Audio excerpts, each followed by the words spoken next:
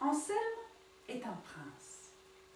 Comme tout prince digne de ce nom, il a un papa roi et une maman reine. Le papa roi n'est jamais là. Il est toujours en voyage, à la guerre. La maman reine, elle, est toujours à la maison. C'est une femme douce, gentille, attentionnée pour son fils. Mais elle a un gros défaut. Elle a peur. Elle est tellement terrorisée par ce qui pourrait arriver qu'elle n'a jamais posé un orteil en dehors du château. Anselme, lui, est curieux de tout. Un jour, il demande à sa mère: « Maman, maman, qu'y a-t-il derrière la grande porte du château ?»« Derrière la grande porte du château, mon fils, il y a des monstres abominables, des sorciers à trois têtes et des brigands malfaisants. »« Oh, que ce doit être beau !»« Anselme, si tu ne me promets pas immédiatement que tu ne poseras jamais un orteil en dehors du château, je te fais bâillonner, attaché avec une grosse corde, enfermé dans la plus haute tour du château et... »« C'est bon, maman, je promets. » La reine est rassurée, pour un temps. Et puis, le roi rentre de voyage. « Papa, qu'y a-t-il derrière la grande porte du château ?»« Derrière la grande porte du château, mon fils, voyons, il y a des lacs, des rivières, des forêts, des villages. » Mais la reine arrive. « Des monstres abominables, des sorciers à trois têtes et des brigands malfaisants. Mange ta soupe !» Anselme mange sa soupe et le roi ne contredit pas la reine, car lui aussi, il a un gros défaut. Il a peur de sa femme. Anselme grandit entre les hauts murs du château. Il grandit tellement qu'un jour, il peut regarder par la fenêtre.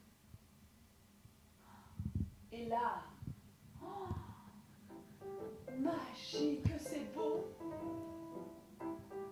Des forêts à perte de vue qui grimpent sur des collines, glissent dans des vallées, contournent des lacs bleus immenses. Et là, tout en bas, au pied du château, le village. Avec des gens exactement faits comme lui, qui se promènent librement dans les rues. Puis là-bas, un petit peu plus loin, qui traverse un petit pont, il voit...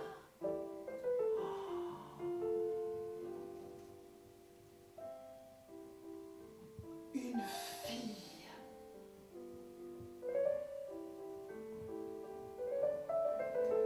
Une fille qui sautille gaiement, les cheveux au vent, tout comme sa robe à volants. Alors là, Anselme se sent à la fois très heureux et très triste. Très heureux, parce qu'il vient de voir la plus belle fille du monde. Vous me direz, il n'a jamais vu de fille avant, mais c'est pas grave, c'est quand même la plus belle fille du monde. Et très triste, parce qu'il sait qu'il ne pourra pas sortir du château pour aller lui parler. Alors, il se jette sur son lit et se met à pleurer. La reine arrive, inquiète. « Anselme, pourquoi pleures-tu? Qu'as-tu, mon fils ?»« Oh, maman, j'aimerais tellement sortir du château pour aller jouer avec des enfants de mon âge. »« Enfin, Anselme, tu t'ennuies donc que tes cours de savoir-vivre, de maintien, de danse, d'équitation ne suffisent pas à te distraire? »« Oh non, maman, j'aimerais tellement jouer avec des enfants de mon âge. »« Enfin, Anselme, ta gouvernante joue avec toi chaque fois que tu le désires. Que te faut-il de plus? »« Oh, maman, j'aimerais tellement jouer avec des enfants de mon âge. » Mais enfin, Anselme, j'ai fait construire une petite balançoire sertie d'or et de diamants spécialement pour toi. Que te faut-il de plus? Oh, maman, j'aimerais tellement jouer avec des enfants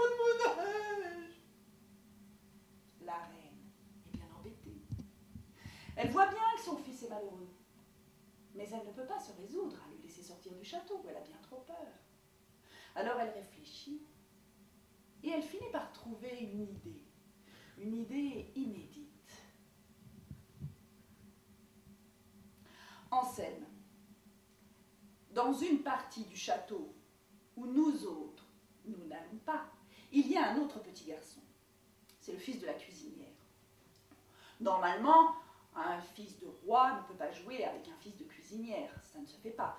Mais comme je vois que tu es très malheureux, et si tu me promets que tu ne répéteras jamais les vilains mots qu'il ne manquera pas de t'apprendre, je te permets d'aller jouer avec lui.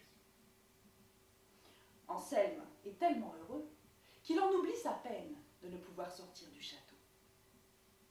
Alors, il se rend dans cet endroit inconnu qu'est la cuisine, et là, il fait connaissance avec Jean, le fils de la cuisinière. Rapidement, ils deviennent très amis. Anselme apprend à Jean à lire et à écrire. Jean apprend à Anselme des tas de jeux. Il lui apprend à se débrouiller avec ses mains, à fabriquer des choses. Il lui apprend aussi quelques vilains mots. Ils se voient tous les jours. Mais un jour, Anselme arrive à la cuisine et Jean n'est pas là. Oh ben, c'est qu'il est parti à la chasse avec son père, dit la cuisinière. Anselme n'en revient pas. Jean a le droit de sortir du château. Comme ce doit être bien de n'être pas prince, pense-t-il. Quand Jean rentre de la chasse, Anselme se précipite vers lui. Jean, dis-moi, qu'y a-t-il derrière la grande porte du château? Bah, t'as qu'à y aller voir. Mais je ne peux, ma mère m'interdit de sortir, tu le sais bien. Bon, ta mère, elle n'est pas toujours derrière toi, ta mère, t'as qu'à y aller quand même. Non, c'est impossible. Les gardes ne me laisseraient jamais sortir. Si seulement je n'étais pas prince. Ah, ben c'est ça que tu fais. Tu te déguises en pas prince. Oh, quelle merveilleuse idée. Je me déguise en pas prince. Non, je ne peux pas faire ça. Tu comprends? J'ai promis à ma mère que je ne poserai jamais un orteil en dehors du château. Ben, t'es bête ou t'es juste complètement idiot, là? T'as promis à ta mère que tu poserais pas un orteil en dehors du château, ben tu lèves les orteils.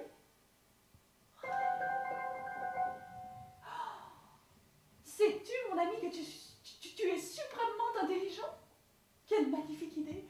Je me déguise en pas prince, je sors du château et je marche en levant les orteils. Non mais là ça va pas le faire. Ça va pas le faire parce que tu t'es entendu là, tu as entendu comment tu causes. Tu vas te faire repérer, mec. Tu risques de te faire enlever. Et puis après t'imagines si les bandits demandent une rançon et tout. T'imagines la tête de ta mère? Faut que tu t'entraînes, c'est pas possible là. Tu peux pas parler comme ça. Oui, tu as raison. Je vais m'entraîner tout de suite. Je vais dire, par exemple, vas-y, aboule les fringues.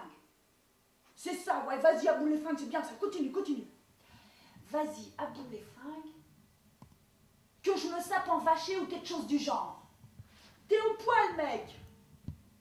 Pendant tout l'après-midi, Anselme et Jean concoctent un plan pour qu'Anselme puisse sortir du château. Le lendemain matin, Anselme va voir sa mère. Maman, tu ne t'inquiètes pas, je vais passer ma journée avec mon ami Jean. Va, mon fils, amuse-toi bien. La reine est ravie. Depuis qu'Anselme a un ami, il ne réclame plus à sortir du château. En plus, il est resté poli et bien élevé. Elle le regarde s'éloigner, attendrie, en se disant qu'elle a beaucoup de chance d'avoir un fils aussi obéissant. Une heure plus tard, un jeune vacher, déguenillé, sort du château en traînant les pieds. garde le laisse-passer.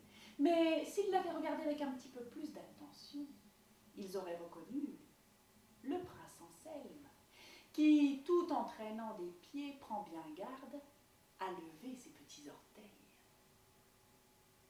Enfin, Anselme peut découvrir le monde de derrière la grande porte du château. Il voit des couleurs nouvelles, il sent des odeurs nouvelles, il croise des regards, échange des sourires, et puis il marche en direction de la forêt. Il traverse le petit pont, il entre dans les bois, et il se dit peut-être que je rencontrerai des monstres abominables, des sorciers à 3 têtes et des brigands malfaisants. Mais il ne voit rien de tout cela, non. Mais ce qu'il voit est 10 000 fois plus merveilleux. Munie d'un panier d'osier, la jeune fille qu'il avait aperçue de sa fenêtre ramasse des fleurs, des champignons, tout en chantant d'une voix mélodieuse.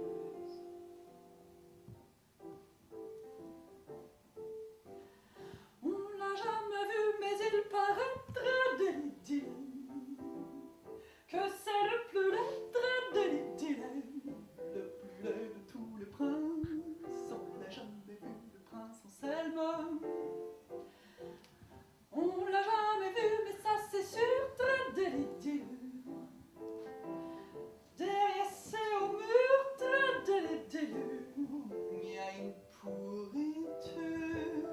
On l'a jamais vu, le prince Anselme.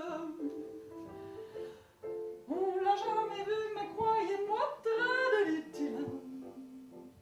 S'il sort pas de là, très délidé, c'est qu'il veut pas qu'on le voie. Il est tellement laid, le prince Anselme.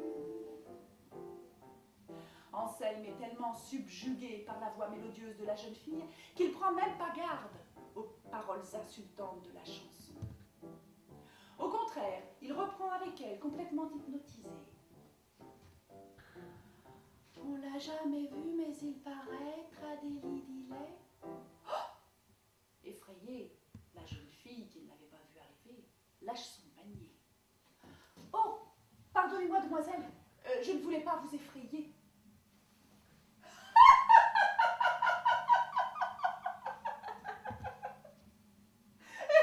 Pardonnez-moi, demoiselle, je ne voulais pas vous effrayer. Hey! Mais tu sors d'où? Comment tu causes? C'est quoi ce langage de ouf, mec?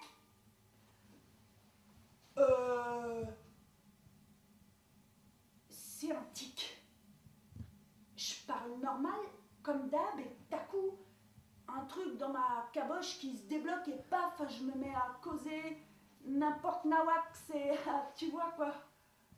Tu piges ma poule? Oh mais, tu sais, moi ça me plaît bien ton truc de tic là, tu me dis vous, tu m'appelles demoiselle, ça me change des autres gars. Non, sérieux, j'aime bien. Bon, eh bien, si vous appréciez ce langage, je continuerai de vous appeler demoiselle. Ceci dit, je serais fort aise de connaître votre prénom. Je m'appelle Zoé. Et toi, comment tu t'appelles? Je m'appelle Anse. Je m'appelle Anse. C'est ainsi qu'Anselme, ou plutôt Hans, et Zoé font connaissance. Et qu'ils se promettent de se revoir le lendemain. Et que le lendemain, ils s'apprécient.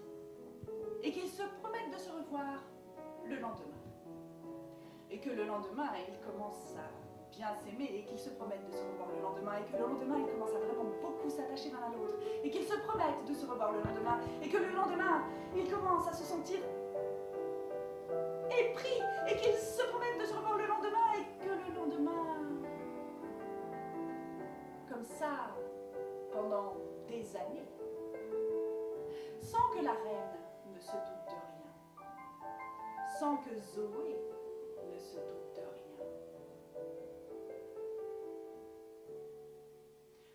toutes ces années, Anselme est devenu un grand et beau jeune homme. Tellement grand et beau jeune homme que la reine commence à avoir de drôles d'idées dans la tête. Il est temps que mon fils se marie. Et elle le fait appeler. Il vient juste de rentrer de son escapade quotidienne. Jean se précipite vers lui. Anselme, mets vite tes fringues de prince, là. Il y a ta mère qui t'appelle. Mais vas-y, mais dépêche-toi, dépêche-toi, elle t'appelle, ta mère, dépêche-toi. Anselme se dépêche tellement qu'il met son chapeau de travers, sa veste à l'envers, il se précipite vers sa mère et il lui dit « Ouais, je suis là, maman, qu'est-ce qu'il y a ?» Et la reine s'évanouit. Quand elle revient à elle, il a remis son chapeau bien droit, sa veste à l'endroit. Il dit « Je suis là, maman, qu'y a-t-il » Mais il est trop tard. « Il y a, dit la reine, que tu te comportes comme un va-nu-pied alors que tu es en âge de te marier. Décidément, ce Jean a une mauvaise influence sur toi. Nous allons reprendre nos leçons de savoir-vivre avec un petit peu plus d'assiduité. Tu resteras dans nos appartements jusqu'à ton mariage. Mariage marier, moi, maman, non, hein, je ne souhaite pas me marier, maman, surtout pas avec quelqu'un que je n'aime pas, ça non. Mais qui te parle de te marier avec quelqu'un que tu n'aimes pas? Nous allons organiser des épreuves, et tu pourras choisir celle qui sera digne d'être un jour la reine. Si je peux choisir, alors d'accord. La reine fait aussitôt crier dans tout le royaume. Toutes les jeunes filles du royaume sont convoquées au château.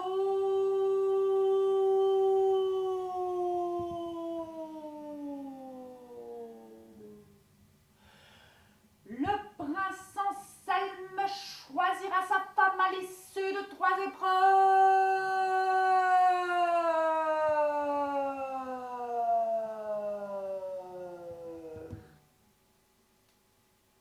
La maman de Zoé, en rentrant du marché, entend l'annonce. Elle va voir sa fille. Zoé, tu sais, le prince Anselme, il va se marier. Des épreuves sont organisées. Tu pourrais participer aux épreuves. Me marier avec le prince Anselme. Ce lait, cette pourriture, jamais de la vie. Mais comment tu peux parler comme ça de quelqu'un que tu ne connais pas? Et pourquoi que je me marierais avec quelqu'un que je ne connais pas? Parce que si tu l'épouses, tu ne manqueras jamais de rien, ni toi, ni tes enfants. Et parce que je te le demande, moi, ta mère, et que tu dois m'obéir.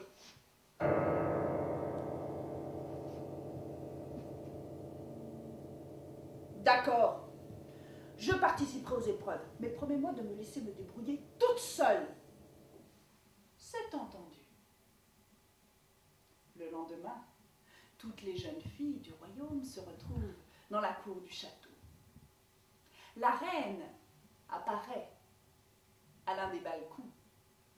Oh, la reine, elle va nous parler à nous.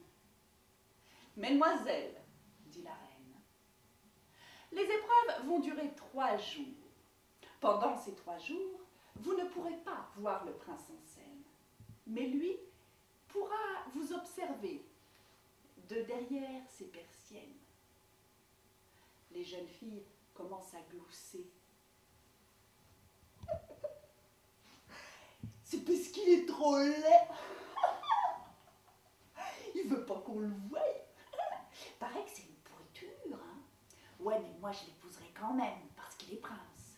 Pas moi, dit Zoé. Silence, dit la reine. Demain, arrivez avec un poème que vous aurez composé et que vous déclamerez pour le prince Anselme. Le lendemain, toutes les jeunes filles arrivent avec des jolis poèmes qui riment en haine et en Anselme. comme par exemple: ô toi le prince Anselme, tu es celui que j'aime. Devenir ta princesse, c'est pour moi la plus belle des richesses. Quand vient le tour de Zoé, elle se met à grincer en cadence. On l'a jamais vu, mais il paraît, tradélidilet, que c'est le plus laid, tradélidilet. On l'a jamais vu, le prince Anselme. Oh, s'écrie toute l'assemblée. Oh, fait la reine avant de s'évanouir. Quand elle revient à elle, elle demande à Anselme de choisir 20 jeunes filles. Il choisit 19 jeunes filles au hasard et bien entendu, il choisit sa Zoé. Le lendemain, les jeunes filles sélectionnées doivent arriver avec leurs plus belles robes, leurs plus belles toilettes.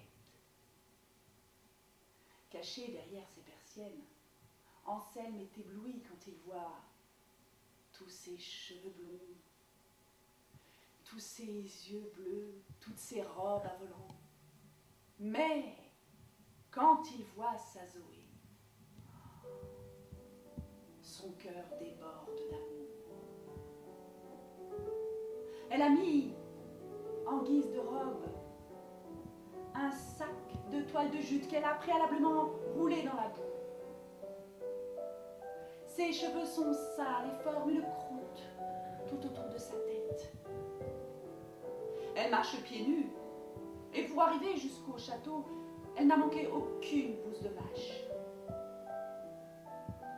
Elle se met ostensiblement les doigts dans le nez et son regard fier et noir monte jusqu'aux persiennes là-haut. Autour d'elle, on s'écarte pour ne pas la toucher, pour ne pas sentir son odeur. Oh, mon Dieu, se dit Anselme, par amour pour Hans, par amour pour moi, elle attire sur elle le reproche et la honte, comme son amour est grand et beau. Bien entendu, Zoé est choisie parmi les 7 finalistes. Alors, en rentrant chez elle, elle se met à réfléchir. Le prince Anselme m'a choisi, malgré ma laideur, malgré ma puanteur. Oh, c'est qu'il cherche quelqu'un qui lui ressemble.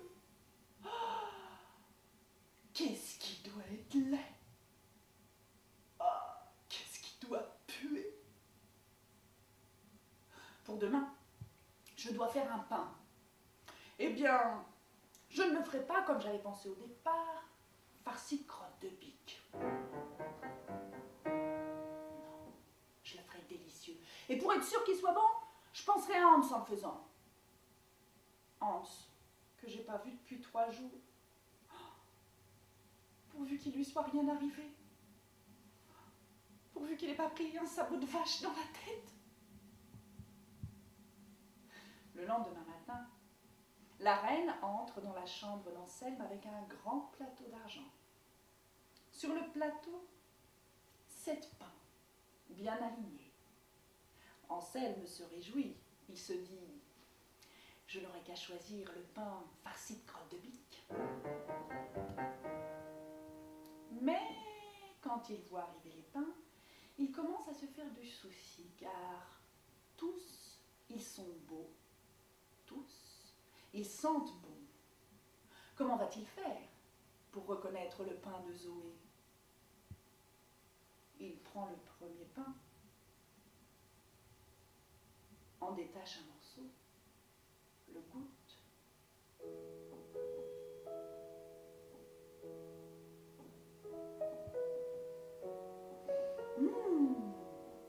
Ce pain, il est à peine sucré, il est moelleux, on On dirait un morceau de gâteau. Qu'est-ce qu'il est bon! Il le repose. Il prend le deuxième pain.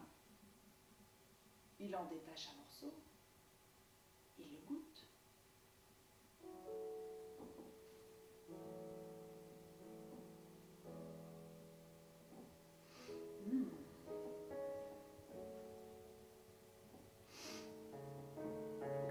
Ce pain, il est corsé.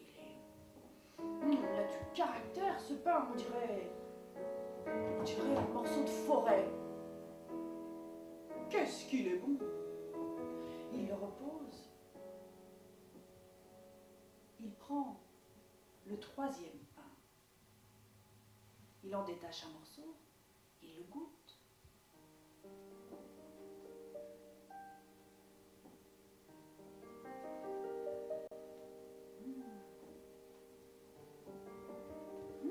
Ce pain, il est bien salé, en même temps très doux. Et puis derrière, il y a un goût qui arrive, un goût puissant, qui vous bouscule, qui vous emmène, qui vous ballotte. Ce morceau de pain là, on dirait un morceau d'océan. Qu'est-ce qu'il est bon!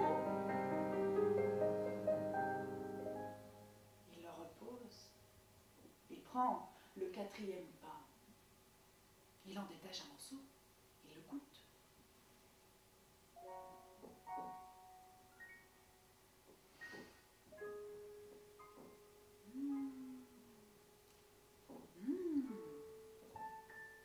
Ce pain, il est léger. Il est aéré. Ce pain, on dirait un morceau de ciel. Qu'est-ce qu'il est bon! Il le repose. Il prend le cinquième pain. Il en détache un morceau. Il le goûte.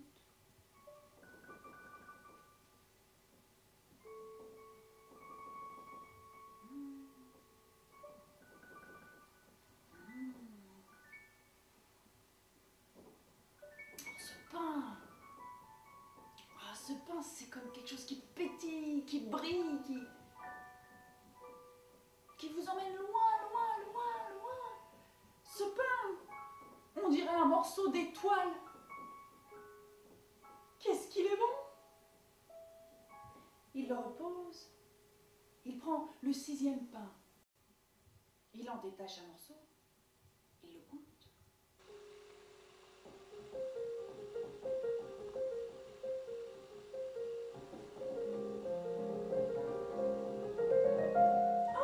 C'est amusant ça, ce pain!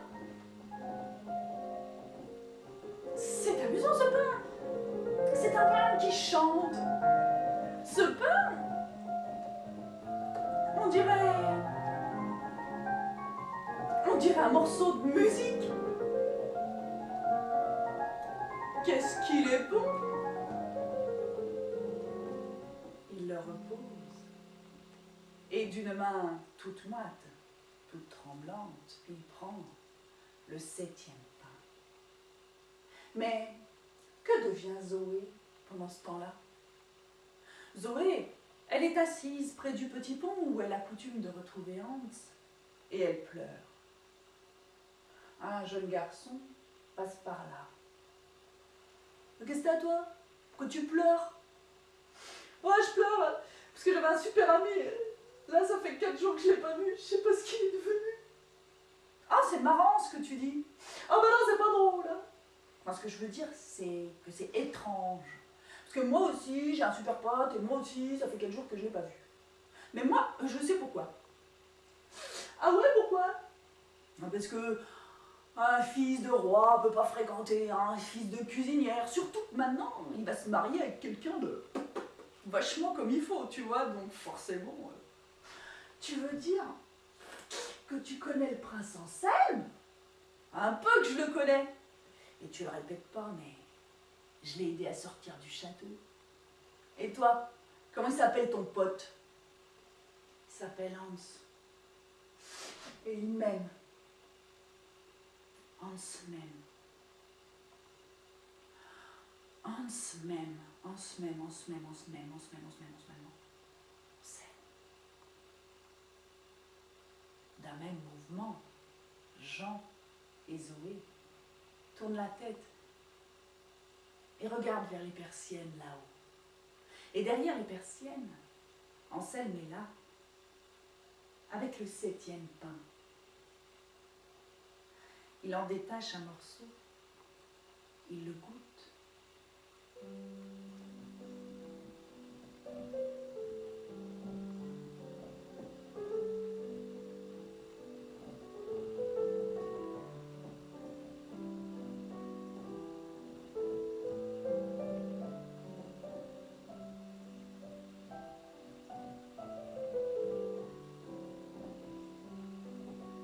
Ce pain-là, il n'a pas goût de forêt. Il n'a pas goût de ciel, il n'a pas goût de gâteau, non. Ce pain-là, il a goût d'amour. Alors, Anselme repose le pain et il appelle sa mère. Maman, c'est bon. J'ai choisi. La reine arrive, elle retourne le pain choisi, numéro 7. Elle regarde dans son carnet, numéro 7, Zoé, Zoé, Zoé. Et cette Zoé, ce n'est pas cette jeune fille insolente qui t'a insultée devant tout le monde? Non, elle ne m'a pas insultée, maman. Elle m'a dit je t'aime de la façon la plus belle du monde. Au mariage de ces deux-là, tout le monde était là, même le roi. Et puis, plus tard, Anselme a construit tout au fond de la forêt, avec l'aide de son ami Jean, une grande cabane en bois. Il avait envie que ses enfants connaissent le monde de derrière la grande porte du château. Et puis, il se disait, dans un petit coin secret de lui-même, que peut-être un jour, il rencontrerait des monstres abominables, des sorciers à 3 têtes et des brigands malfaisants.